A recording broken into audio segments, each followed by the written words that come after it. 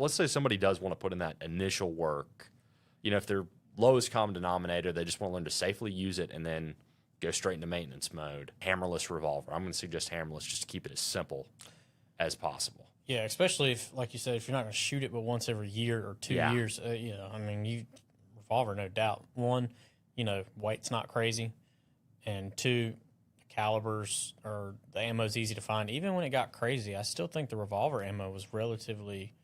It was expensive. No, well, what happened when it got crazy?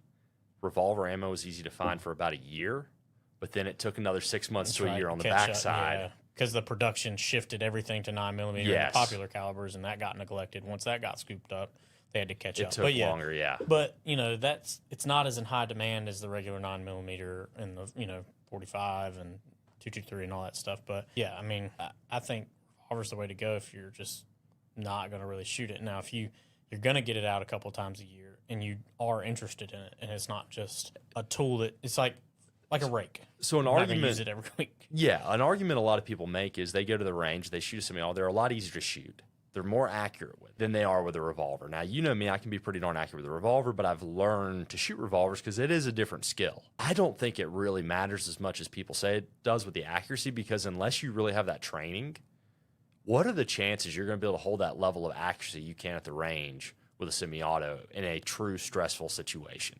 You got to realize your distance where you're going to be proficient with that gun is pretty short, whether it's a semi-auto or a revolver. No doubt.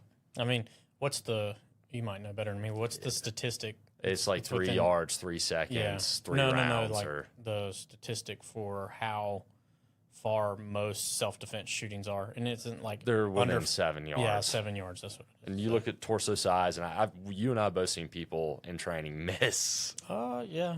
I've seen some wild stuff in class. It's all a question of speed and accuracy. You can take a world-class pistol shooter, and if you push them fast enough, they are going to miss a man-sized target at 7 yards.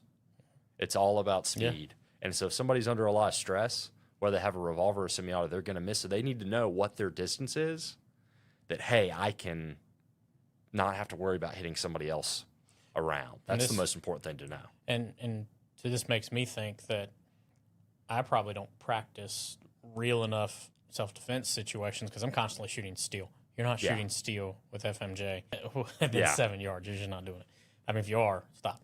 But, you need to shoot more on paper within 7 yards, under 10 yards. And, I'm constantly shooting steel at 15, 25 yards because it's fun to get distance and, see how far you can hit. And I think if you are going to shoot steel, you need to probably shoot it at 25 yards and back, because most of these targets, unless you have a real reduced size steel, steel targets I've got, they're not, I don't think they're C-zone targets. I think they might be a little bit smaller, but still, I shoot at 50 and 75 yards when I'm shooting steel. Other than that one kid one guy active shooter in that mall that he smoked from like 40 yards or something. Good distance, you're not shooting that far. If you're just protecting you and your... I like having the ability to know that I can do that, though. No doubt. But how often do you shoot under 10 yards? Are you saying in self-defense or in practice? Like in practice for self-defense. I probably need to shoot more often. That's what I'm saying. I'm the same way. I just thinking about it right then, I'm like, I don't practice that nearly as much as I should, especially drawing in under 10 yards and maybe even, backtracking because naturally you need to try to get away from the threat. Or close in on, depending on the situation. Right.